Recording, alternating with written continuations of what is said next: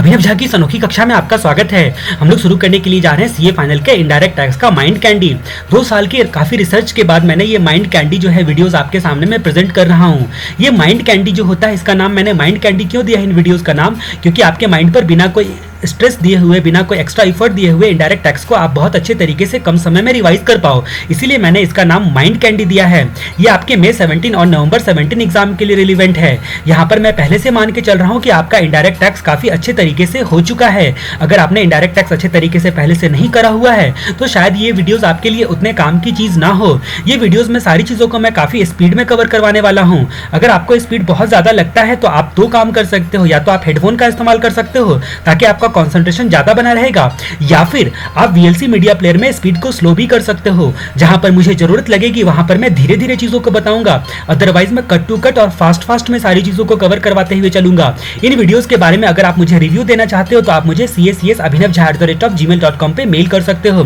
दूसरी बात कि अगर मान लो कि इन वीडियोस के रिस्पेक्ट में आप मुझे कुछ एडवाइस देना चाहते हो इंप्रूवमेंट करने के लिए, या फिर कहीं पर अगर आपको कोई गलतियां नजर आती है तो प्लीज आप मुझे casabhinavjha@gmail.com पे मेल करना। आप इन वीडियोस को वन डे बिफोर एग्जामिनेशन भी सुन सकते हो। ये वीडियोस अगर वन डे बिफोर एग्जामिनेशन आप सुनते हो और आपको और भी जल्दी रिवाइज करनी है तो आप वीएलसी मीडिया प्लेयर में स्पीड को बढ़ा भी सकते हो, 1.5 से लेकर 1.7 तक स्पीड के, डिपेंड अपॉन कि आपका कंसंट्रेशन कितना ज्यादा हो सकता है, आप स्पीड को बढ़ाकर सुन सकते हो। चलिए हम लोग बात करते हैं इनडायरेक्ट टैक्स पेपर के बारे में। आपका indirect tax paper CA final का सबसे इंटरेस्टिंग पेपर माना जाता है, लेकिन उसके साथ साथ ये पेपर उतना ज्यादा कॉम्प्लेक्स भी होता है, इसीलिए इसको बारीकी से आपको पढ़नी पड़ती है और काफी एनालिटिकल माइंड आपको अप्लाई करना पड़ता है। तो हम लोग सबसे पहले यहाँ पर बात करते हैं सिलेबस के बारे में। जैसा कि आपको पता है एक्साइज, सर्विस टैक्स और कस्टम 3 चीजें यहाँ पर पढ़नी पड़ती है। इसके अलावा आपका कॉमन टॉपिक्स होता है, अमेंडमेंट को आपको अलग से पढ़ना पड़ता है, आरटीपी आपका होता है, प्लस मॉक टेस्ट पेपर होता है। इसके अलावा आपका केस लॉज काफी मायने रखता है आपके लिए, 16 मार्क्स के करीब केस लॉज आते हैं, 16 से 20 नंबर के लिए। ठीक है, तो ये सारी चीजें अगर आप कर लेते हो तो आपके इनडायरेक्ट टैक्स की तैयारी अच्छी मानी जाती है। पहले हम लोग सर्विस टैक्स के बारे में अपनी चर्चा करते हैं। सर्विस टैक्स आपका सबसे पहले हम लोग बात करते हैं चार्जिंग सेक्शन के रिस्पेक्ट में, जो कि 66B में, सेक्शन 66B में बताया गया है चार्जिंग सेक्शन। और डिफिनेशन जो होता है वो आपका सेक्शन 65B में बताया गया है, फाइनेंस एक्ट के 65B में आपका डिफिनेशन बताया गया है। इसमें एक क्लॉज नंबर आपको याद रखना है 44। क्लॉज नंबर 44 आपको सर्विस को डिफाइन करता है, इसलिए आपको याद रखना है क्योंकि सर्विस का डिफिनेशन यहाँ पर दिया गया है। और जहां पर आपको डिफिनेशन दिया गया है सर्विस का, उसका क्लॉज के साथ तो आपको याद रखना ही पड़ेगा। बाकी आपको सेक्शन सब सेक्शन याद रखो ना रखो, लेकिन 65B का 44 आपको याद रखना पड़ेगा। 66B क्या बोलता है, चार्जिंग सेक्शन क्या बोलता है, सारे के सारे सर्विसेज पर, ऑल सर्विसेज पर एक्सेप्ट जो कि नेगेटिव लिस्ट में दिए गए हैं, सर्विस टैक्स चार्ज किया जाएगा। सारे के सारे सर्विसेज पर एक्सेप्ट जो कि नेगेटिव लिस्ट में दिए गए हैं, नेगेटिव मैंने ऐसे लिखा है तो आप पूरा का पूरा एग्जाम में नेगेटिव लिस्ट लिखोगे और साथ में इसका सेक्शन भी लिखोगे, सेक्शन 66D। ठीक है, मैं यहाँ पर शॉर्टकट्स यूज करता हूँ, इसका मतलब ये नहीं कि आप एग्जाम में शॉर्टकट्स यूज करना आपके लिए अलाउड है। मैं आपको समझने के लिए केवल और जल्दी में लिखने के लिए शॉर्टकट्स यूज करता हूँ। मैंने नेगेटिव लिस्ट ऐसे लिखा, टैक्सेबल टेरिटरी डबल टी करके लिखूंगा। ठीक है, तो सारे सर्विसेज पर एक्सेप्ट नेगेटिव लिस्ट, लेकिन include declared service. Declared service क्या होता है, डिक्लेयर्ड सर्विस में आपको फाइनेंस एक्ट बोलता है कि कुछ बातें हम डिक्लेयर्ड करते हैं, साफ साफ बोल देते हैं कि आपका मन करे या ना करे, जो भी बातें हम आपको बता रहे हैं उसको आपको सर्विस मानना पड़ेगा और अकॉर्डिंगली उस पर सर्विस टैक्स देना पड़ेगा। ये बातें डिक्लेयर कर दी गई, इसलिए उसको बोला गया है डिक्लेयर्ड सर्विस। और नेगेटिव लिस्ट में कुछ लिस्ट दिए गए हैं, कुछ बातें दी गई है जिसके हिसाब से नेगेटिव लिस्ट क्या बोलता है कि सर्विस टैक्स आपको देने की आवश्यकता नहीं है, क्योंकि ये नेगेटिव लिस्ट में आता है। तो सेक्शन 66 का भी चार्जिंग सेक्शन के बारे में बताता है। चार्जिंग सेक्शन बताता है कि सारे सर्विसेज पर एक्सेप्ट नेगेटिव लिस्ट पर, इंक्लूडिंग डिक्लेयर्ड सर्विस पर सर्विस टैक्स देना पड़ेगा स्पेसिफाइड रेट से और स्पेसिफाइड मैनर से उसका कलेक्शन किया जाएगा। अब हम लोग रेट की जहां तक बात करते हैं तो किसी भी टैक्स के लिए आपको 2 चीजें चाहिए होती हैं, एक आपको वैल्यू चाहिए होती है, दूसरा आपको रेट चाहिए होता है। वैल्यू की बात जहां तक हम लोग करते हैं वो आपके सेक्शन 67 को अगर रूल के साथ रीड करते हैं तो आपको वैल्यू के बारे में पता चलेगा। ये आपका ग्रॉस अमाउंट चार्ज यहाँ पर मेन रूप से वैल्यूएशन किया जाता है, मतलब जो एक्चुअल पैसा होता है, कंसिडरेशन होता है, उसको आप वैल्यू मानते हो। लेकिन कहीं कहीं आपको नॉशनल वैल्यू भी लेना पड़ता है। नॉशनल वैल्यू को आप एडहॉक वैल्यू के नाम से भी पुकारते हो, जैसा सर्विस टैक्स में फाइनेंस एक्ट ने बोला वैसा वैसा नॉशनल वैल्यू कहीं कहीं पर लेना पड़ता है, जो आप देखोगे। अब जहां तक रेट के बारे में चर्चा करते हैं तो रेट आपका सर्विस टैक्स का 14% है। उसके अलावा 0.5% आपको स्वच्छ भारत सेस देना पड़ता है।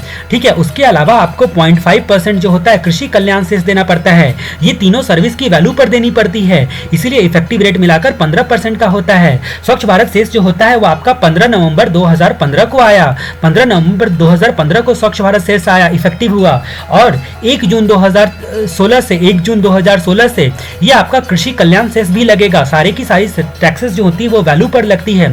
सर्विस टैक्स के बारे में कुछ और बातें हम लोग जानते हैं कि अगर एक पर्सन दूसरे पर्सन को सर्विस प्रोवाइड करता है तभी सर्विस टैक्स लगता है, यानी कि दो पर्सन का होना जरूरी है।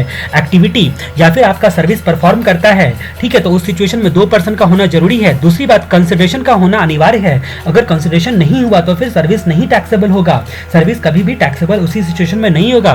सर्विस हमेशा टैक्सेबल टेरिटरी में प्रोवाइड किया जाएगा तभी जाकर टैक्सेबल होगा। टैक्सेबल टेरिटरी रूल वगैरह के हिसाब से डिटरमाइन किया जाएगा, जो कि हम लोग आगे चल के देखने वाले हैं। तो पहली बात, एक पर्सन दूसरे पर्सन को देगा, कंसिडरेशन चार्ज करेगा, सर्विस टैक्सेबल टेरिटरी में प्रोवाइड किया जाएगा। सर्विस जो होगा वो सेक्शन 65B के हिसाब के 44 के हिसाब से सर्विस होना चाहिए तभी टैक्स लगेगा। सर्विस होगा तभी टैक्स लगेगा। अगर नेगेटिव लिस्ट में हुआ या फिर एग्जम्पशन नोटिफिकेशन से अगर एग्जम्प्ट किया गया है तो भी सर्विस टैक्स नहीं लगेगा। नेगेटिव लिस्ट में हुआ या फिर एग्जम्पशन नोटिफिकेशन से एग्जम्प्ट किया गया है तो भी सर्विस टैक्स आपका नहीं लगेगा, ठीक है। तो इसके बारे में हम लोगों ने थोड़ी बातें देखी। अब हम लोग प्रिस्क्राइब्ड मैनर में सर्विस टैक्स का कलेक्शन किया जाएगा। प्रिस्क्राइब्ड मैनर में कैसे कलेक्शन किया जाता है सर्विस टैक्स का, वो हम लोग बाद में आगे चल के देखेंगे सारी चीजों को। यहाँ पर इन बारे में person to person, consideration, taxable territory, negative list, exemption notification और सर्विस का डेफिनेशन, ये सारी चीजों के बारे में हम विशेष चर्चा करने वाले हैं। इसीलिए यहाँ पर मैंने थोड़ा थोड़ा आपको आइडिया दिया है, केवल आपको इतना ध्यान रखना है, ठीक है। और ये डेट के साथ आपको याद रखना है 15 नवंबर 2015 और 1 जून 2016 कृषि कल्याण सेस का इफेक्टिव रेट आपका 15% का होता है। उसके बाद 65B में कुछ डिफिनेशन के बारे में आता है। 65B में डिफिनेशन बताया गया है फाइनेंस एक्ट के। यहाँ पर 44 नंबर सर्विस का डिफिनेशन बोलता है, ये आपको मैं बहुत अच्छी तरीके से करवाऊंगा।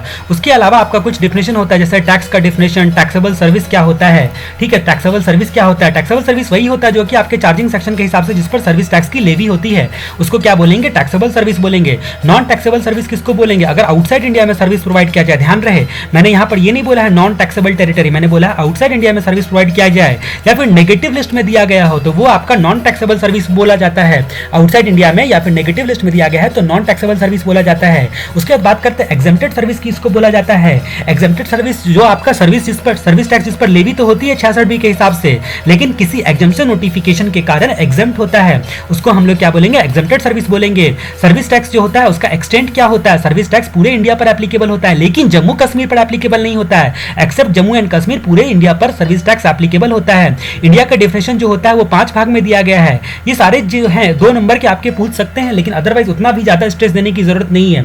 तो सबसे पहले जमीन की बात करते हैं। इंडिया में सबसे पहले जमीन आता है। स्टेट और यूनियन टेरिटरी जो कि इंडियन कॉन्स्टिट्यूशन के हिसाब से होगा, स्टेट और यूनियन टेरिटरी। उसके बाद स्पेसिफाइड एक्ट के हिसाब से territorial water, continental self, exclusive economic zone, ठीक है, और अदर मेरीटाइम जोन, ये सब होगा आपका territorial water, continental self, exclusive economic zone, other maritime zone, दूसरा पॉइंट। उसके बाद पानी में ही आता है एक आपका सीबेड का मतलब समुद्र तल। उसके बाद जो होता है सबसॉइल।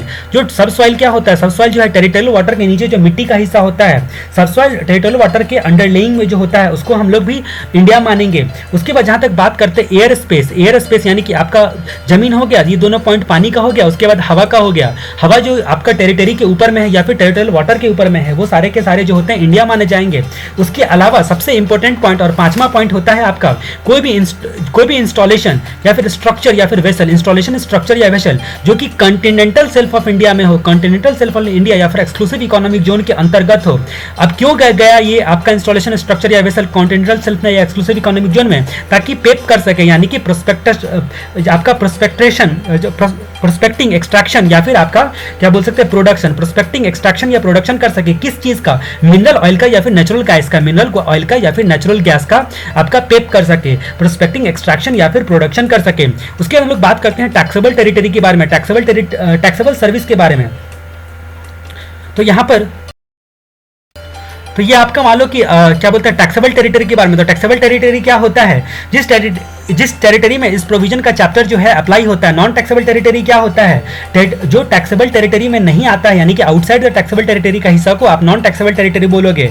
बाकी ये सब रूल के हिसाब से डिटरमाइन किया जाता है। ये डेफिनेशन इतना इंपॉर्टेंट नहीं है, इसकी वजह से मैंने जल्दी आपको थोड़ा थोड़ा आइडिया दे दिया, ठीक है, थोड़ा थोड़ा आपको आइडिया यहाँ पर दे दिया। अब जहाँ तक हम लोग बात करते हैं अगले सेक्शन के बारे में जो कि आपका सबसे इंपॉर्टेंट सेक्शन माना जाता है, सेक्शन 65B का 44 जो कि सर्विस को डिफाइन करता है। सर्विस का मतलब क्या होता है? सर्विस का मतलब होता है कोई भी एक्टिविटी जो एक पर्सन के द्वारा कैरी आउट किया जाता है दूसरे पर्सन के लिए। एक पर्सन से दूसरे पर्सन के लिए एक्टिविटी कोई भी की जाती है, ठीक है, कोई भी एक्टिविटी, उसको हम लोग सर्विस बोलेंगे।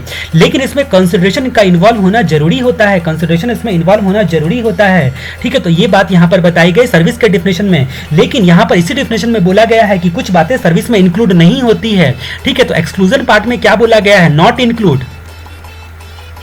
अब सर्विस ही नहीं होगा तो सर्विस टैक्स नहीं लगेगा। अब नॉट इंक्लूड में यहां पर 3 बातें बताई गई है। क्या क्या बात बताई गई है? पहली बात बताई गई है मेयरली। तो ये मेयरली में बहुत सारी चीजें दी गई है, मेयरली के बारे में हम डिस्कशन विशेष रूप से करेंगे, मेयरली, ठीक है। दूसरी बात यहां पर बताई गई है सर्विस के डिफिनेशन में मेयरली के बाद दूसरी बात जहां तक बात करते हैं, अगर इंप्लॉय अपने इंप्लॉयर को सर्विस देता है तो वो भी आपका इंक्लूड नहीं होगा। इंप्लॉय अपने इंप्लॉयर को सर्विस देता है तो वो भी आपका इंक्लूड नहीं होगा, सर्विस नहीं कहा जाएगा। उसके बाद जहां तक बात करते हैं, अगर फीस कोई कोर्ट या फिर ट्राइब्यूनल लेती है, ठीक है, फीस कोई कोर्ट या ट्राइब्यूनल लेती है, ठीक है, तो उस सिचुएशन में भी उसको सर्विस नहीं माना जाएगा। तो 3 बातें यहां पर हम लोगों ने देखी, मेयरली, इंप्लॉय टू एम्प्लॉयर, और उसके बाद फीस कोई कोर्ट या ट्राइब्यूनल लेती है। तो अब ये मेयरली में भी 3 पॉइंट आता है। मेयरली सबसे इंपॉर्टेंट हिस्सा है क्योंकि ये आपके डेफिनेशन को काफी कॉम्प्लेक्स बना देगा, इसलिए ध्यान रहे। तो मेयरली में 3 चीजें आपकी इंक्लूड होती है। मेयरली क्या होना चाहिए? मेयरली आपका अगर गुड्स या फिर इमूवेबल प्रॉपर्टी का, किसका, गुड्स या इमूवेबल प्रॉपर्टी का अगर मान लो ट्रांसफर होता है, गुड्स या इमूवेबल प्रॉपर्टी का ट्रांसफर होता है, या फिर आर्टिकल, कॉन्स्टिट्यूशन के आर्टिकल 366 के 29A के हिसाब से, संविधान के आर्टिकल 366 के 29 के ए के हिसाब से डीम्ड सेल होता है, ठीक है, तो वो भी आपका सर्विस नहीं माना जाएगा। और उसके बाद ट्रांजैक्शन अगर इन मनी या एक्शनेबल क्लेम होता है, इन मनी एक्शनेबल क्लेम होता है तो वो भी सर्विस नहीं माना जाएगा। तो हम लोगों ने क्या देखा, 65B के 44 में सर्विस को डिफाइन किया जाता है, जहां पर बोला गया है कोई भी एक्टिविटी जो एक पर्सन के द्वारा दूसरे पर्सन के लिए कैरी आउट किया जाता है जिसमें कंसिडरेशन इन्वॉल्व होता है, ठीक है, इंक्लूडिंग इसमें डिक्लेयर्ड सर्विस भी आएगा, डिक्लेयर्ड सर्विस भी सर्विस ही कहलाएगा, ठीक है। लेकिन 3 बातें यहाँ पर इंक्लूड नहीं होती है, एक मेयरली वाला पॉइंट, दूसरा इंप्लॉय टू एम्प्लॉयर वाला पॉइंट, और तीसरा फीस टेकन बाय किसी कोर्ट या ट्राइब्यूनल के द्वारा। उसके बाद मेयरली में आता है गुड्स या इमूवेबल प्रॉपर्टी का अगर ट्रांसफर किया जाता है, मेयरली ट्रांसफर किया जाता है, या फिर आर्टिकल 366 के क्लॉज नंबर 29A के हिसाब से डीम्ड सेल होता है, या फिर अगर ट्रांजैक्शन इन मनी या फिर एक्शनेबल क्लेम है तो ऐसी सिचुएशन में भी वो आपका सर्विस नहीं माना जाएगा। अब जहां तक मेयरली की बात करते हैं, गुड्स या इमूवेबल प्रॉपर्टी का ट्रांसफर जो होता है वो चाहे सेल्स बोलकर हो या फिर गिफ्ट बोलकर हो या किसी भी मैनर में ट्रांसफर क्यों ना हो। उसके बाद किसी भी गुड्स या सर्विसेज का जो गुड्स का ट्रांसफर करना जो आर्टिकल 366 29A के हिसाब से डीम्ड सेल माना जाता है, ठीक है, तो उसको भी हम लोग सर्विस नहीं बोलेंगे। और अगर ट्रांजैक्शन अगर मेयरली इन मनी या मेयरली एक्शनेबल क्लेम है, एक्शनेबल क्लेम का ट्रांजैक्शन है तो भी उसको सर्विस नहीं माना जाएगा, सर्विस नहीं माना जाएगा। अब हम लोग थोड़ा कॉम्प्लेक्स और बातें हो रही हैं, जैसा कि यहाँ पर आप देख सकते हो कि इस डेफिनेशन में 4 एक्सप्लेनेशन 1, 2, उसके बाद 3 और 4। तो हम लोग इन मनी और एक्शनेबल क्लेम के साथ साथ एक्सप्लेनेशन 2 पढ़ते हैं। एक्सप्लेनेशन 2 यानी कि ये वाला एक्सप्लेनेशन हम लोग पढ़ते हैं इस डेफिनेशन को। तो इन मनी और एक्शनेबल क्लेम के बारे में मेरी अभी चर्चा होगी। आपको फ्लो समझ में आना चाहिए कि यहाँ पर हम लोग इन मनी और एक्शनेबल क्लेम के बारे में अपनी चर्चा करने के लिए जा रहे हैं। तो मनी या एक्शनेबल क्लेम का ट्रांजेक्शन, मनी या एक्शनेबल क्लेम का ट्रांजेक्शन एक्सप्लेनेशन 2 के साथ अगर हम लोग रीड करते हैं तो यहाँ पर हम लोग बात करते हैं कि इसमें कुछ एक्सक्लूजन वाला पार्ट है, इसमें कुछ एक्सक्लूजन वाला पार्ट है। अब यहां पर अगर एक्सक्लूड होगा, अब यहां पर एक्सक्लूड होगा तो यहां पर माइनस माइनस प्लस हो जाता है, यानी कि उस पर सर्विस टैक्स लग जाएगा। इन मनी और एक्शनेबल क्लेम का एक्सक्लूजन वाला पार्ट हम लोग अब देखने के लिए जा रहे हैं, जिसको एक्सप्लेनेशन 2 के साथ आप रीड करते हो तो आपको पता चलेगा। तो कुछ बातें जो होती है वो ट्रांजेक्शन इन मनी और एक्शनेबल क्लेम नहीं मानी जाएगी, मतलब सर्विस माना जाएगा और अकॉर्डिंगली उस पर सर्विस टैक्स लगेगा। अब इन मनी और एक्शनेबल क्लेम के पॉइंट को मैं यहां पर आगे बढ़ाता हूं। अब जहां तक हम लोग बात करते हैं कि यहां पर हम लोगों ने देखा इन मनी या एक्शनेबल क्लेम। अब इस पॉइंट को मैं आगे बढ़ाता हूं। यहां पर हम लोग बात करते हैं अगर मान लो कि मनी का यूज करना या फॉर्म चेंज करना, ठीक है, तो मतलब अगर मान लो कि मनी के यूज के लिए कोई कंसिडरेशन आपको दिया जाता है कि भाई ये इस्तेमाल करो, आपको इतना कमीशन ले लेना, इतना कंसिडरेशन ले लेना, मनी का यूज करने का कंसिडरेशन जो होता है वो आपका सर्विस कहलाएगा, अकॉर्डिंगली सर्विस टैक्स लगेगा। या फिर अगर मान लो कि मनी का फॉर्म, करेंसी या डिनोमिनेशन, एक फॉर्म या करेंसी या डिनोमिनेशन से दूसरे फॉर्म या फॉर्म, करेंसी या डिनोमिनेशन में चेंज करते हो, ठीक है, तो उस सिचुएशन में क्या होगा, उस सिचुएशन में भी उसको सर्विस माना जाएगा अगर कुछ चार्ज वगैरह सब लिया जाता है तो, ठीक है। ऐसा एक्सप्लेनेशन 2 में आप ध्यान से पढ़ोगे तो आपको पता चलेगा। उसके बाद दूसरी चीज बात कर रहे हैं हम लोग कि अगर मान लो कि मनी या एक्शनेबल क्लेम जो होता है, मनी या एक्शनेबल क्लेम होता है, उसके रिलेशन में तो आईडीटी में सर्विस टैक्स में इन रिलेशन टू वर्ड बहुत इंपॉर्टेंट है, इन रिलेशन टू। अगर मनी या एक्शनेबल क्लेम के रिलेशन में या फिर उसको फैसिलिटीज देने के लिए, इनके रिलेशन में फैसिलिटीज देने के लिए कोई एक्टिविटीज की जाती है, कोई एक्टिविटीज की जाती है, तो वो क्या मानी जाएगी, तो उसको हम लोग एक्सक्लूजन वाले हिस्से में रखेंगे, यानी कि इन रिलेशन टू या इन फैसिलिटेशन ऑफ, तो उस सिचुएशन में उसको हम लोग सर्विस मानेंगे, अकॉर्डिंगली सर्विस टैक्स लगेगा। अब इसमें दो बातें साफ साफ इंक्लूड की गई है, दो बातें इसमें भी साफ साफ इंक्लूड की गई है। क्या क्या इंक्लूड किया गया है साफ साफ, कि अगर मान लो लॉटरी डिस्ट्रीब्यूटर या फिर सेलिंग एजेंट वाली बात, पहली बात, और दूसरा कि foreman of chit fund, chit fund का जो फोरमैन होता है उसकी जो सर्विस होती है, फोरमैन मतलब चिट फंड का जो मैनेजर होता है उसकी जो सर्विस होती है। तो आपका लॉटरी डिस्ट्रीब्यूटर या सेलिंग एजेंट के रिस्पेक्ट में क्या बातें बताई गई है, तो यहाँ पर बोला गया है कि लॉटरी डिस्ट्रीब्यूटर या फिर सेलिंग एजेंट जो होता है वो स्टेट गवर्नमेंट के बिहाफ में किसी भी काइंड के लॉटरी को प्रमोट करने के लिए, मार्केटिंग करने के लिए, ऑर्गेनाइज करने के लिए या सेल करने के रिलेशन में कोई एक्टिविटी या फिर अदरवाइज किसी भी मैनर में इन सारी चीजों को बेचने का, लॉटरी वगैरह को बेचने का जो फैसिलिटीज वगैरह सब देता है, ठीक है। तो उस सिचुएशन में यहां पर इसको साफ साफ इंक्लूड किया गया है। यहां पर इस डेफिनेशन में इन मनी और एक्शनेबल क्लेम का जो आपका एक्सक्लूजन पार्ट होता है उसमें साफ साफ इंक्लूड किया गया है, मतलब इस पर भी सर्विस टैक्स लगेगा। अगर लॉटरी डिस्ट्रीब्यूटर या फिर सेलिंग एजेंट जो होता है वो अपनी सर्विसेज वगैरह सब देता है किसी भी काइंड के लॉटरी को प्रमोट करने के लिए, मार्केटिंग करने के लिए, ऑर्गेनाइज करने के लिए या सेल करने के रिलेशन में, ठीक है, या फिर अदर मैनर में फैसिलिटीज देता है।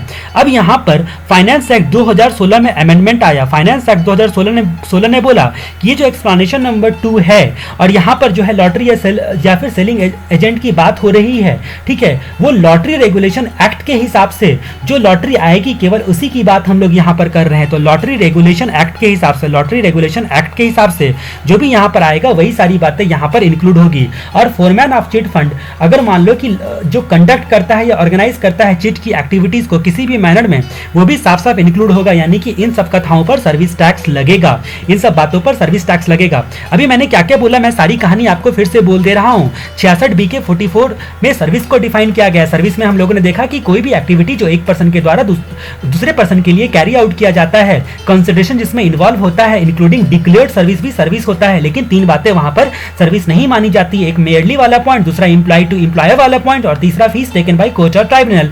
जो फीस जो मेयरली वाला पॉइंट था उसमें तीन बातें हमने देखी। गुड्स या इमोल प्रॉपर्टी का ट्रांसफर करना किसी भी मैनर में, चाहे सेल्स बोलकर, गिफ्ट बोलकर, या फिर आप अदर मैनर में ट्रांसफर करते हो, या फिर किसी भी दूसरा पॉइंट हम लोगों ने देखा था किसी भी गुड्स का ट्रांसफर या फिर डिलीवरी या सप्लाई करना, जो कि आर्टिकल 366 के हिसाब से, 366 के क्लॉज नंबर 29A के हिसाब से डीम्ड सेल माना जाएगा। और तीसरी बात हम लोगों ने देखी थी मनी और एक्शनेबल क्लेम के बारे में। जो तीसरी बात हम लोगों ने देखी थी मनी और ट्रांजैक्शन इन मनी और एक्शनेबल क्लेम, इसमें ही हम लोगों ने काफी सारी चीजें देखी एक्सप्लेनेशन 2 में। एक्सप्लेनेशन 2 के साथ जब हम लोगों ने रीड किया था तो क्या देखा कि कुछ बातें ट्रांजैक्शन इन मनी और एक्शनेबल क्लेम नहीं मानी जाएगी, मतलब सर्विस टैक्स उस पर लगेगा। उसमें हम लोगों ने दो बातें देखी थी, मनी का यूज या फिर फॉर्म बदलना, यूज या फिर उसका फॉर्म करेंसी या डिनोमिनेशन बदलना दूसरे फॉर्म करेंसी या डिनोमिनेशन में, ठीक है। दूसरी बात हम लोगों ने देखी थी मनी और एक्शनेबल क्लेम के रिलेशन में या फिर उसको फैसिलिटी देने के रिस्पेक्ट में जो सर्विसेज होती है, इसमें साफ साफ दो बातें इंक्लूड की गई है। दो बातें साफ साफ इसमें क्या क्या इंक्लूड की गई है, आपका जो लॉटरी डिस्ट्रीब्यूटर या सेलिंग एजेंट होता है उसका काम, सेलिंग एजेंट होता है उसका काम। यहाँ पर फाइनेंस एक्ट 2016 में बोला गया कि ये सब लॉटरी की बात हम लोग नहीं कर रहे हैं, लॉटरी रेगुलेशन एक्ट 1998 के हिसाब से जो लॉटरी होती है उसी की बात हम लोग केवल कर रहे हैं। दूसरा आपका फोरमैन ऑफ चिट फंड की जो एक्टिविटी होती है किसी भी मैनर में, ठीक है, वो भी आपकी इंक्लूड होगी। अब हम लोग यहाँ पर आगे बात करते हैं। एक्सप्लेनेशन 2 हम लोगों ने देख लिया, ठीक है। एक्सप्लेनेशन 2 काफी कॉम्प्लेक्स था और आपको ध्यान देना है। अब हम लोग एक्सप्लेनेशन 1 की बात करते हैं कि ये एक्सप्लेनेशन 1 क्या बोलता है। ये एक्सप्लेनेशन बोलता है कॉन्स्टिट्यूशनल अथॉरिटी के बारे में, कॉन्स्टिट्यूशनल अथॉरिटी के बारे में, ठीक है। ये क्या बोलता है कि सर्विस नहीं माना जाएगा अगर कोई फंक्शन या ड्यूटी कॉन्स्टिट्यूशनल अथॉरिटी परफॉर्म करती है। कॉन्स्टिट्यूशनल अथॉरिटी का मतलब हो गया जो फंक्शन MP या फिर MLA या फिर पंचायत का मेंबर या म्युनिसिपैलिटी का मेंबर या फिर लोकल अथॉरिटी का मेंबर परफॉर्म करता है, ठीक है।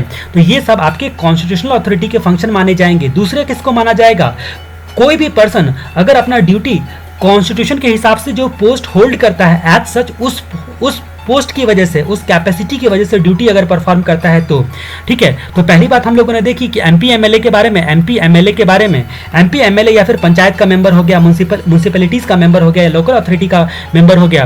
दूसरी बात हम लोगों ने देखा कॉन्स्टिट्यूशनल अथॉरिटी में कोई भी पर्सन अगर कॉन्स्टिट्यूशन के हिसाब से कोई पोस्ट होल्ड करता है और एज सच उसी पोस्ट की कैपेसिटी पर ड्यूटी परफॉर्म करता है।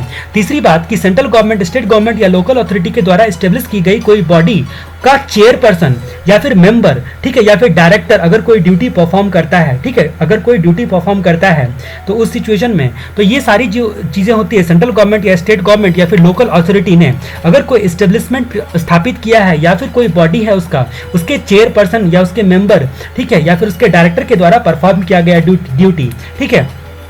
अब जहां तक बात करते हैं कि ये तीनों केस में यहाँ पर एक्सप्लेनेशन 1 बताया गया कि इसको सर्विस नहीं माना जाएगा, क्योंकि इसको माना जाएगा कि कॉन्स्टिट्यूशनल अथॉरिटी जो है वो फंक्शन परफॉर्म कर रही है। अब हम लोग बात करते हैं एक्सप्लेनेशन 3 के रिस्पेक्ट में। वो क्या बोलता है? ये बोलता है कि डीम्ड डिस्टिंक्ट पर्सन, तो सर्विस हम लोगों ने देखा था एक पर्सन दूसरे पर्सन को सर्विस प्रोवाइड करना चाहिए, तो ये एक्सप्लेनेशन 3 बोलता है कि यहाँ पर मान लिया जाएगा कि दो अलग अलग व्यक्ति है, ठीक है, और अकॉर्डिंगली सर्विस टैक्स आपका चार्ज कर दिया जाएगा। तो deemed distinct function distinct person, ठीक है, तो पर्सन ही यहाँ पर अलग अलग मान लिया गया, एक्चुअल में है नहीं है, लेकिन यहाँ पर मान लिया गया कि अलग व्यक्ति को सर्विस प्रोवाइड कर रहा है, अकॉर्डिंगली सर्विस टैक्स लग जाएगा। तो सर्विस टैक्स लॉ के लिए साफ साफ यहाँ पर बोल दिया गया है कि कुछ पर्सन को सेपरेट माना जाएगा, ठीक है, मतलब provided by one person to another person के लिए यहाँ पर साफ साफ ये बातें बोलनी जरूरी थी। अगर मान लो कि एक पर्सन अनइनकॉर्पोरेटेड एसोसिएशन या बॉडी ऑफ पर्सन है और वो उसके मेंबर को सर्विस देता है, ठीक है, और उसके मेंबर को वो सर्विस देता है, तो मतलब अगर एक पर्सन जो होता है जो वो आपका अनइनकॉर्पोरेटेड एसोसिएशन है या फिर बॉडी ऑफ पर्सन है, वो किसको सर्विस देता है? अपने मेंबर को सर्विस देता है। तो ये अनइनकॉर्पोरेटेड एसोसिएशन और बॉडी जो मेंबर होता है, ठीक है, वो दोनों अलग अलग पर्सन माना जाएगा। पहली बात तो ये। दूसरी बात कि कोई भी एस्टेब्लिशमेंट अगर मान लो कि नॉन टैक्सेबल टेरिटरी में है, कोई भी एस्टेब्लिशमेंट जो होता है वो टैक्सेबल टेरिटरी में है, ठीक है, टैक्सेबल टेरिटरी में कोई एस्टेब्लिशमेंट है और उसका जो दूसरा एस्टेब्लिशमेंट है ये नॉन टैक्सेबल टेरिटरी में है, ठीक है। अब यहाँ पर सर्विस परफॉर्म किया जाता है, मतलब कोई भी एस्टेब्लिशमेंट जो होता है एक ही पर्सन का एस्टेब्लिशमेंट है ये दोनों, लेकिन जो एस्टेब्लिशमेंट होता है एक पर्सन का टैक्सेबल टेरिटरी में है और उसी पर्सन का एस्टेब्लिशमेंट दूसरा नॉन टैक्सेबल टेरिटरी में है, तो इन दोनों के बीच सर्विस परफॉर्म करना माना जाएगा कि अलग अलग पर्सन को सर्विस परफॉर्म किया जा रहा है। अगर ध्यान से देखा जाए तो दोनों एक ही एक पर्सन का एस्टेब्लिशमेंट है, फिर भी इनको डिफरेंट पर्सन माना जाएगा। ये अनइनकॉर्पोरेटेड एसोसिएशन या बॉडी ऑफ इंडिविजुअल जो होंगे, ठीक है, बॉडी ऑफ पर्सन, ठीक है, और उसका मेंबर जो होता है वो अलग अलग डिस्टिंक्ट पर्सन माना जाएगा। अकॉर्डिंगली इन दोनों के बीच में आपस में सर्विस लेन देन पर सर्विस टैक्स लग जाएगा। यहाँ पर भी इन दोनों के बीच में आपस में सर्विस के लेन देन पर सर्विस टैक्स लग जाएगा, ऐसा एक्सप्लेनेशन नंबर 3 बोलता है। अब हम लोग एक्सप्लेनेशन नंबर 4 के बारे में चर्चा करते हैं।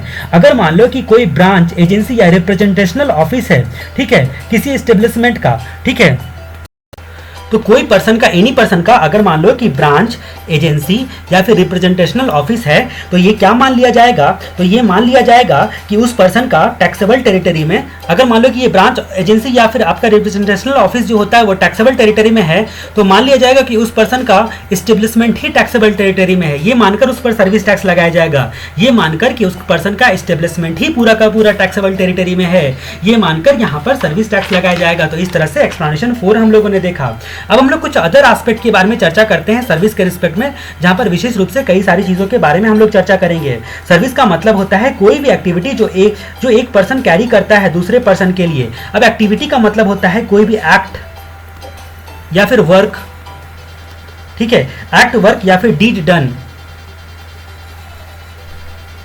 तो ये सारी चीजें एक्टिविटी आ जाएगी। एक्ट, वर्क या फिर डीड डन, या किसी एक्ट का एग्जीक्यूशन करना या कोई फैसिलिटीज प्रोवाइड करना, ठीक है, तो ये सारी की सारी एक्टिविटीज आ जाएगी। उसके अलावा कुछ बातें जो होती हैं वो आपका एक्टिविटी निश्चित तौर पे मानी जाएगी। अगर मान लो कोई एब्लिगेशन के लिए आप एग्री करते हो, तो डिक्लेयर्ड सर्विस भी जब आप पढ़ोगे तो एब्लिगेशन के लिए एग्री करना, refrain from an act, tolerate an act, ठीक है, तो ये सारी चीजें डिक्लेयर्ड सर्विस मानी जाएगी, ठीक है, वो सारी चीजें डिक्लेयर्ड सर्विस बोलकर साफ साफ इंक्लूड की जाएगी। अब जहां तक बात करते हैं तो हम लोगों ने एक्टिविटी के संदर्भ में चर्चा की, ठीक है, कोई भी एक्ट, वर्क या फिर डीड डन को एक्टिविटी कहा जाता है, इंक्लूडिंग डिक्लेयर्ड सर्विस में जो चीजें दी गई रहती है।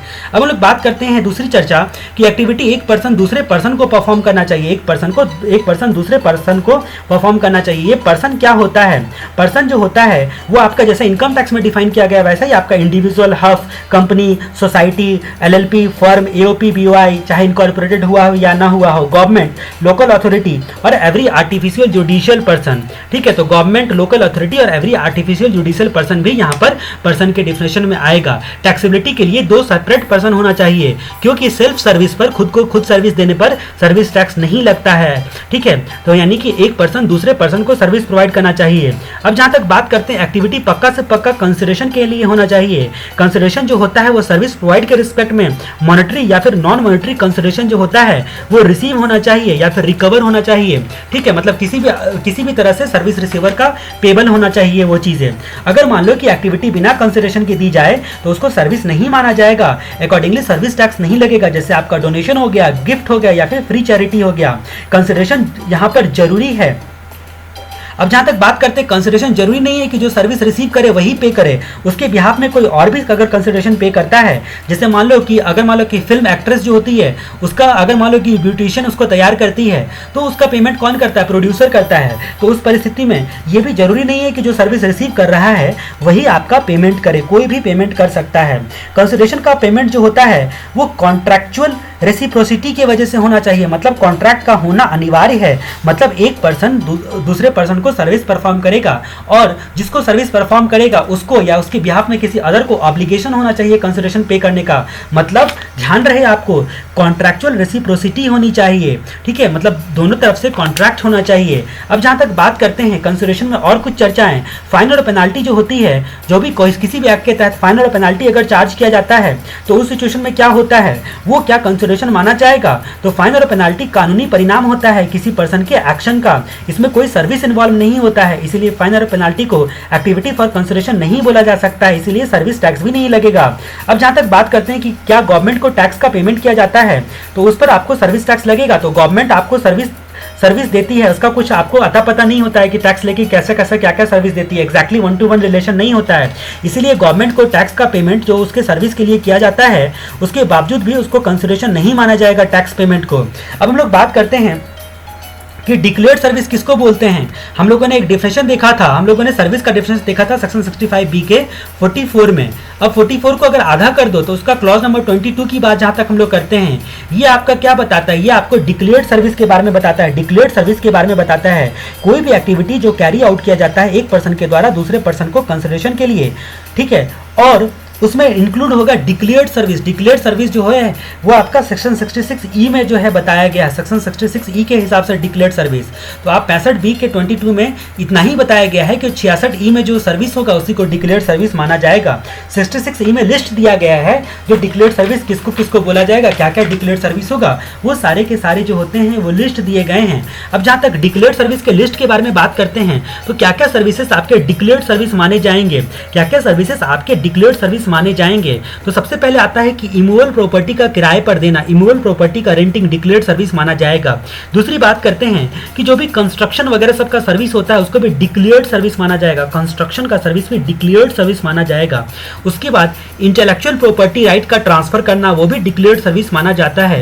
इंटेलेक्चुअल प्रॉपर्टी राइट का ट्रांसफर करना डिक्लेयर्ड सर्विस माना जाता है। उसके बाद जहां तक बात करते हैं जो भी IT इंफॉर्मेशन टेक्नोलॉजी सॉफ्टवेयर होता है उसका डेवलपमेंट वगैरह सब जो होता है वो आपका क्या माना जाएगा, डिक्लेयर्ड सर्विस माना जाएगा। उसके बाद किसी भी एक्ट को टॉलरेट करना, एक्ट या सिचुएशन को, या फिर टू डू करना, ठीक है, टू डू करने का ऑब्लिगेशन, तो यहां पर आपका टॉलरेट करना या फिर टू डू एन एक्ट, ठीक है। तो इसका मतलब क्या हो गया, किसी भी एक्ट को या सिचुएशन को टॉलरेट करना और डू करना, ठीक है, उसका ऑब्लिगेशन जो होता है वो डिक्लेयर्ड सर्विस माना जाएगा। उसके बाद बात करते हैं कि अगर मान लो कि हायरिंग या लीजिंग का केस है, ठीक है, हायरिंग या लीजिंग के बिना, ठीक है, हायरिंग या लीजिंग करते हो किसी गुड्स का, आप हायरिंग या लीजिंग करने का सर्विस देते हो किसी गुड्स का। अब इसमें क्या करते हैं, आप राइट का ट्रांसफर नहीं करते हो, मतलब जो आपका ओनरशिप होता है और कंट्रोल होता है वो खुद का आपका ही होता है, केवल आप गुड्स को यूज़ करने के लिए, इस्तेमाल करने के लिए गुड्स का लीजिंग या हायरिंग करते हो, तो ठीक है, बिना उसके राइट का ट्रांसफ़र किए हुए, तो वो भी आपका डिक्लेयर्ड सर्विस माना जाएगा। अब जहाँ तक बात करते हैं, अगर मान लो कि activity in relation to hire purchase, मैंने आपको बोला था कि सर्विस टैक्स में इन रिलेशन टू वर्ड का बहुत महत्व है, इन रिलेशन टू। अगर आपका एक्टिविटीज़ जो होता है वो in relation to hire purchase या इंस्टॉलमेंट पेमेंट होता है, तो in relation to hire purchase या इंस्टॉलमेंट पेमेंट होता है तो उसको क्या माना जाएगा, तो उसको भी डिक्लेयर्ड सर्विस बोला गया है, उसको भी डिक्लेयर्ड सर्विस बोला गया है। उसके बाद बात करते हैं कि वर्क्स कॉन्ट्रैक्ट, ये वाला सबसे इंपॉर्टेंट है। वर्क्स कॉन्ट्रैक्ट का जो सर्विस पोर्शन होता है वो भी आपका डिक्लेयर्ड सर्विस माना जाएगा। वर्क्स कॉन्ट्रैक्ट का सर्विस पोर्शन जो होता है वो भी आपका डिक्लेयर्ड सर्विस माना जाएगा। उसके अलावा डिक्लेयर्ड सर्विस में क्या क्या आता है, सेक्शन 66E में उसके अलावा क्या क्या आता है, ये काफ़ी डिटेल में आपको पढ़ना है। इसके लिए आपको ये सारी चीज़ें याद हो जाएगी, अभी आप टेंशन लेने की ज़रूरत नहीं है। सेक्शन 66A में जो रेस्टोरेंट या कैटरिंग टाइप का जो एक्टिविटीज़ होता है, जिसमें फूड या फिर other article for human consumption, चाहे ड्रिंक, जो ड्रिंक होता है वो टॉक्सिकेटिंग या इनटॉक्सिकेटिंग कुछ भी हो सकता है, अगर as a part of activity उसको सर्व करने का काम दिया जाता है तो वो भी आपका डिक्लेयर्ड सर्विस माना जाएगा, उसको भी डिक्लेयर्ड सर्विस माना जाएगा। और लास्ट में जो फाइनेंस एक्ट 2016 में एक बात बताई गई, जो कि आपका 10वां नंबर पॉइंट होता है डिक्लेयर्ड सर्विस का, ये बोलता है कि गवर्नमेंट अगर राइट असाइन करती है रेडियो फ्रीक्वेंसी स्पेक्ट्रम का राइट असाइन करती है, ठीक है, अगर सरकार गवर्नमेंट अगर राइट असाइन करती है रेडियो फ्रिक्वेंसी स्पेक्ट्रम को इस्तेमाल करने का, या फिर उसका सब्सिक्वेंट ट्रांसफ़र किया जाता है, तो उस परिस्थिति में उसको डिक्लेयर्ड सर्विस माना जाएगा। तो डिक्लेयर्ड सर्विस में हम लोगों ने लंबा चौड़ा लिस्ट देखा। डिक्लेयर्ड सर्विस हम लोगों ने कहाँ देखा, सेक्शन 66E में डिफाइन किया गया है। कहाँ पर बताया गया है, 66E में डिक्लेयर्ड सर्विस को बताया गया है, जिसमें क्या क्या बोला गया है, रेंटिंग ऑफ इमूवेबल प्रॉपर्टी, ध्यान से सुनो आप, सबसे पहले बोला गया है कि किराए पर देना इमूवेबल प्रॉपर्टी का, दूसरा कंस्ट्रक्शन सर्विस, तीसरा आईपीआर यानी कि इंटेलेक्चुअल प्रॉपर्टी राइट का ट्रांसफर, चौथा आईटी सॉफ्टवेयर का, जो भी आईटी सॉफ्टवेयर होते हैं उसका डेवलपमेंट डिप्लॉयमेंट वगैरह सब। उसके बाद पांचवी बात हम लोगों ने देखी कि यहाँ पर टॉलरेट एन एक्ट और सिचुएशन या फिर to do an act obligation के तहत, या फिर हम लोगों ने छठी बात देखी हायरिंग लीजिंग वगैरह का, अगर मान लो कि गुड्स को हायर या लीज पे दिया जाता है जिसमें आप राइट का ट्रांसफर नहीं करते विदाउट ट्रांसफरिंग द राइट, ठीक है, राइट टू यूज को ट्रांसफर किए बिना। उसके बाद activity in relation to hire purchase या instalment payment, service portion of execution of works contract का। उसके बाद रेस्टोरेंट या कैटरिंग सर्विसेज का टाइप का जो एक्टिविटीज होता है, जिसमें फूड या फिर अदर आर्टिकल, खाने पीने के आइटम को ह्यूमन कंजम्पशन के लिए इंक्लूडिंग ड्रिंक को, चाहे इंटॉक्सिकेटिंग ड्रिंक क्यों ना हो, as a part of activity जो होती है सर्व वगैरह का काम किया जाता है। फिर यहाँ पर हम लोगों ने लास्ट नंबर पॉइंट देखा कि फाइनेंस एक्ट 2016 में 14 मई 2016 से 15 मई 2016 से गवर्नमेंट अगर राइट असाइन करती है, ठीक है, रेडियो फ्रिक्वेंसी स्पेक्ट्रम का, या फिर उसका सब्सिक्वेंट ट्रांसफर किया जाता है, तो वो क्या कहलाएगा, वो आपका एक्टिविटी सर्विस कहलाएगा। वो एक्टिविटी राइट का असाइनमेंट करना और आपका सब्सिक्वेंट ट्रांसफर जो होता है वो सर्विस कहलाएगा। और जैसा कि आपको पता है कि गवर्नमेंट अगर किसी को सर्विस देती है तो रिवर्स चार्ज मैकेनिज्म से जो सर्विस रिसीवर होता है, ठीक है, उसको टैक्स देना पड़ता है। सर्विस रिसीवर जो होता है उसको टैक्स देना पड़ता है। बाकी हम लोग 66E के बारे में, डिक्लेयर्ड सर्विस के बारे में विशेष चर्चा जो करेंगे वो उस चैप्टर में, डिक्लेयर्ड सर्विस के चैप्टर में जाके करेंगे। अब हम लोग चैप्टर नंबर, यहाँ पर हम लोग कुछ और बातें यहाँ पर चर्चा करते हैं।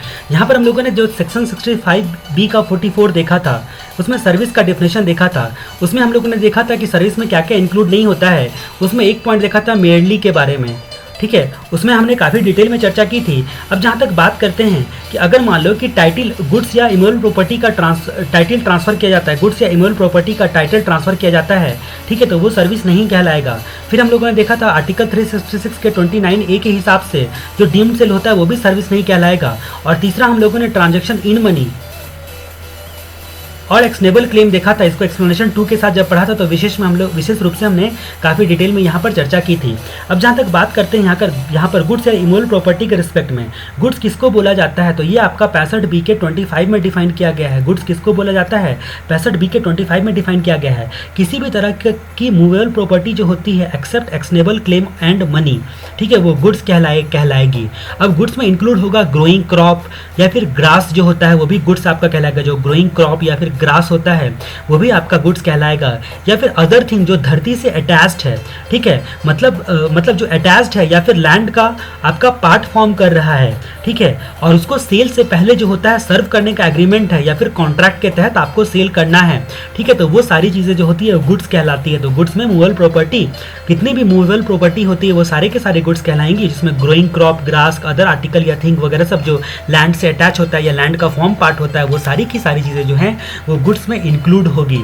अब जहाँ तक बात करते हैं कि जो सिक्योरिटीज़ होता है, सिक्योरिटीज़ उसको भी आप गुड्स मानोगे। सिक्योरिटीज़ जो होता है, सबसे पहले सवाल उठता है कि वो गुड्स होता है या नहीं होता है। तो जहाँ तक बात करते हैं कि अगर सिक्योरिटीज़ को गुड्स माना तो क्या इम्प्लीकेशन होगा सर्विस टैक्स में, आप क्या क्या जो होते हैं उसके परिणाम होंगे सिक्योरिटीज़ के बारे में। क्या सिक्योरिटीज़ गुड्स होता है? तो सिक्योरिटीज़ को खरीदने, बेचने या फिर उसका रिडम्पशन करने पर मतलब गुड्स का ट्रांजैक्शन या उसको गुड्स को ट्रांसफ़र माना जाता है, मतलब ट्रांसफ़र ऑफ टाइटल माना जाता है। लेकिन अगर सिक्योरिटी के रिलेशन में कोई सर्विस दी जाए, in relation to such transaction, ठीक है, तो उसको एक्टिविटी ऑफ सर्विस मानी जाएगी। ठीक है, एक्टिविटी ऑफ सर्विस मानी जाएगी। तो ये सिक्योरिटीज़ के बारे में हम लोगों ने देखा कि सिक्योरिटीज़ गुड्स होता है।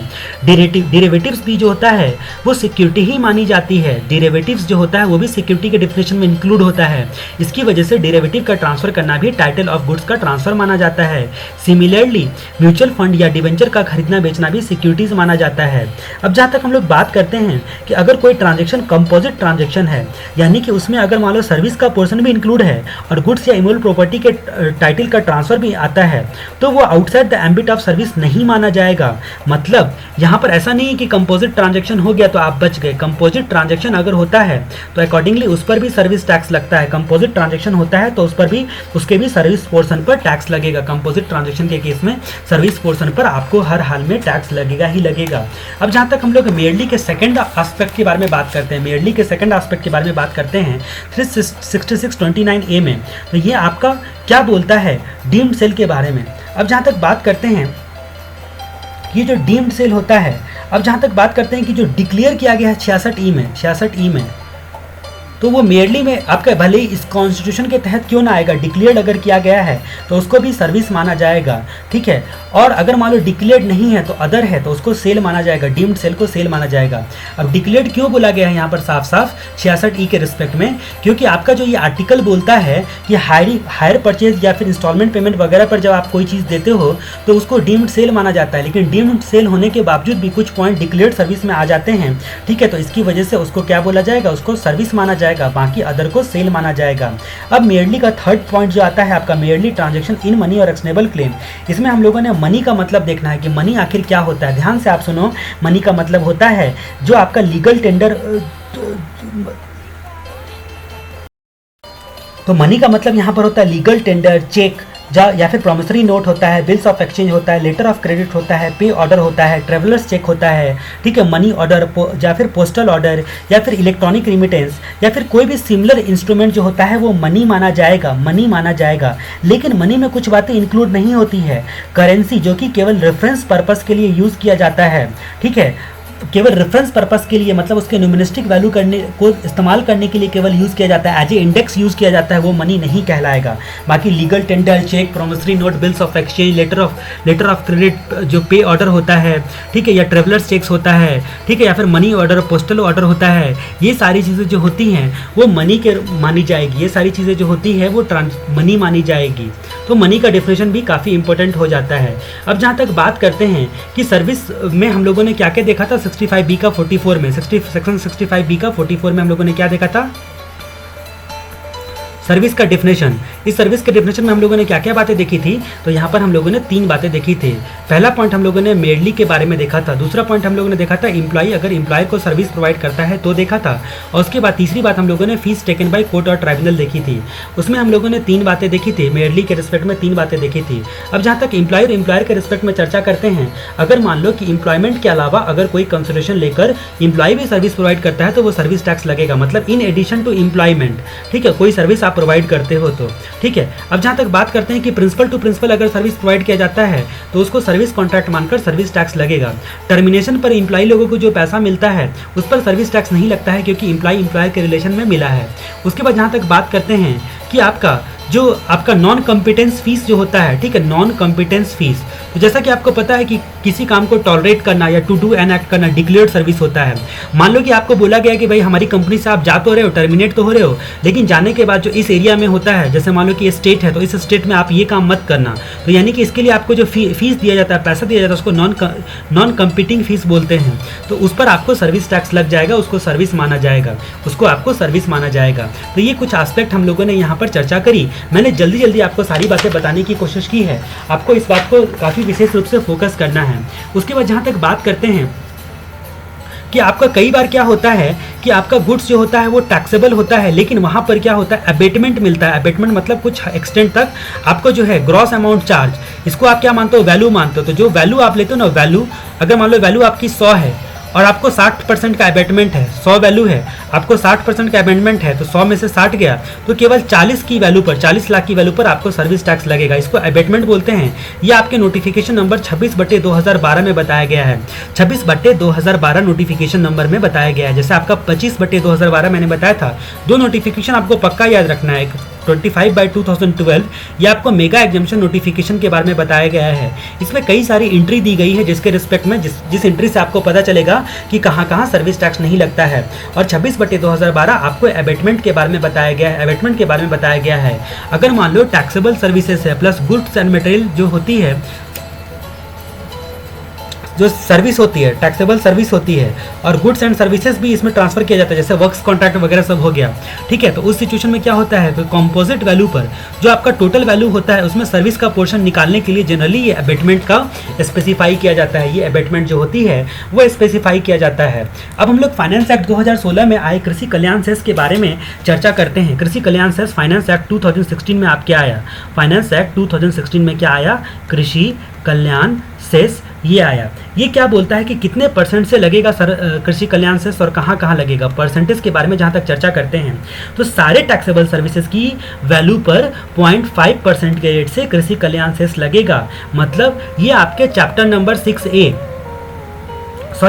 6 ऑफ फाइनेंस एक्ट के चैप्टर नंबर 6 से इंट्रोड्यूस किया गया फाइनेंस एक्ट 2016, ठीक है। इसमें बोला गया यहाँ पर आपको टैक्सेबल, हर एक टैक्सेबल सर्विस की वैल्यू पर 0.5% से कृषि कल्याण सेस लेवी एंड कलेक्ट किया जाएगा।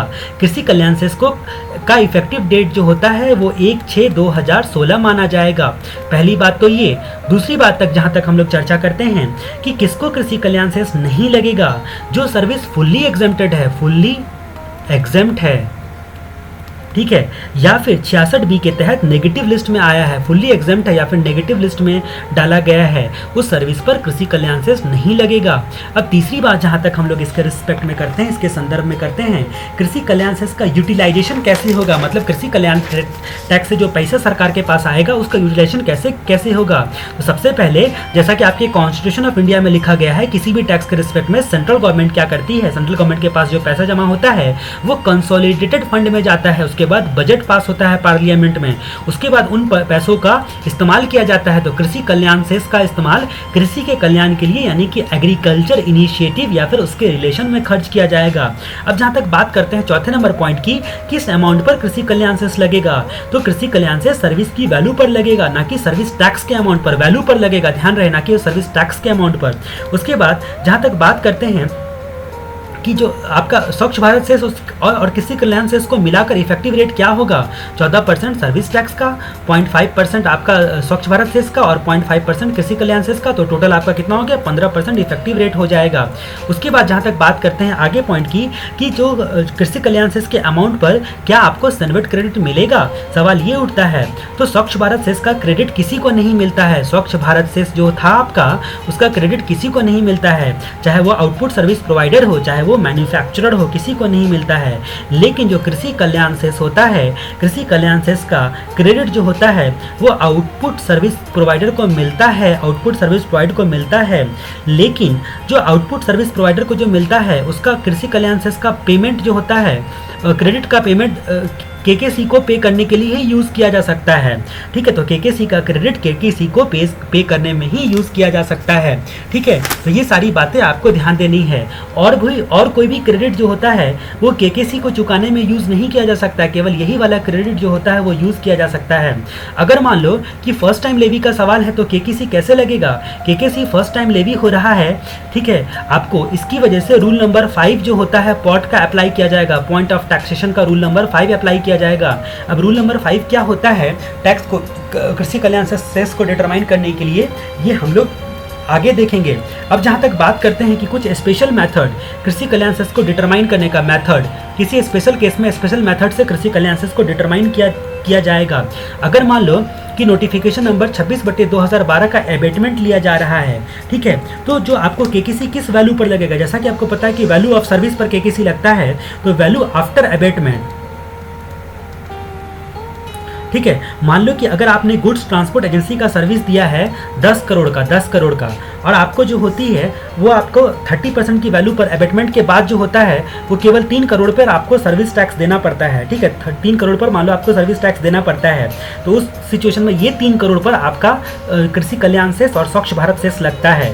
ठीक है, और सर्विस टैक्स लगता है, ना कि इस वैल्यू पर लगता है। ठीक है, एबेटमेंट के बाद की वैल्यू पर। अब जहाँ तक बात करते हैं, ये तो एबेटमेंट स्कीम हो गया, लेकिन मान लो कि एडहॉक बेसिस पर यानी कि नेशनल स्कीम से service tax determination of value rule के तहत अगर मान लो कि सर्विस दिया जा रहा है, जैसे कि मान लो कि एक आपका रूल नंबर 2A होता है, रूल नंबर 2A में आपका वर्क्स कॉन्ट्रैक्ट बताया गया है।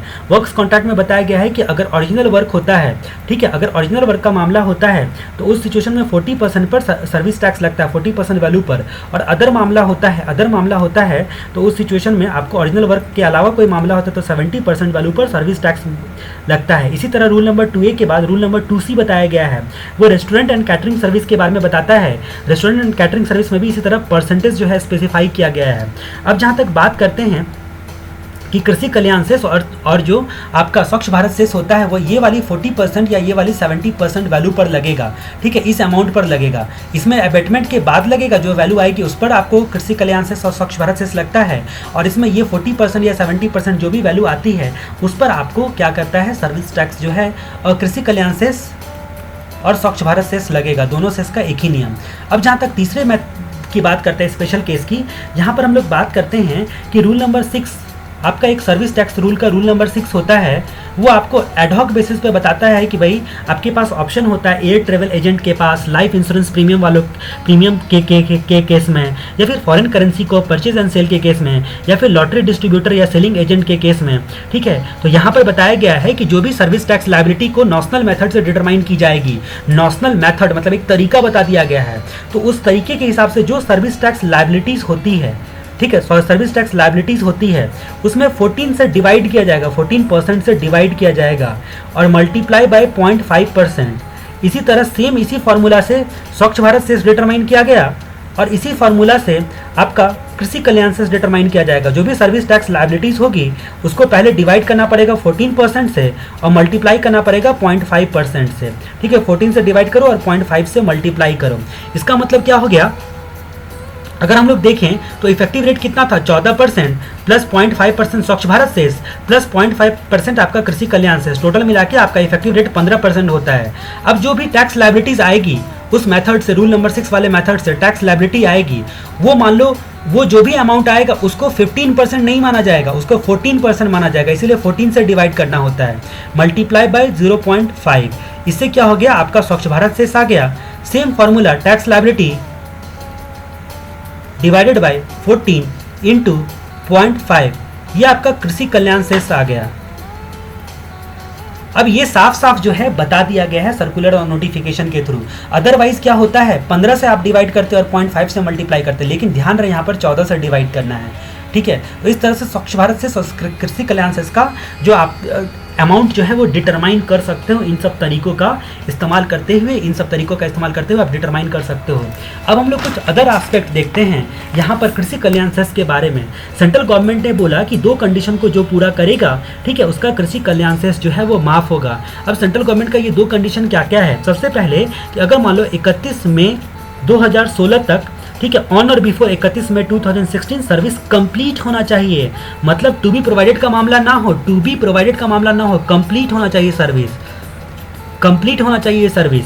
ठीक है, दूसरी बात कि 31 मई 2016 तक इनवॉइस भी इशू हो चुका हो, मतलब सर्विस भी कंप्लीट हो इस तारीख तक और इनवॉइस भी इशू हो चुका हो, तो उन लोगों को कृषि कल्याण सेस माफ होगा, उन लोगों को कृषि कल्याण सेस नहीं लगेगा।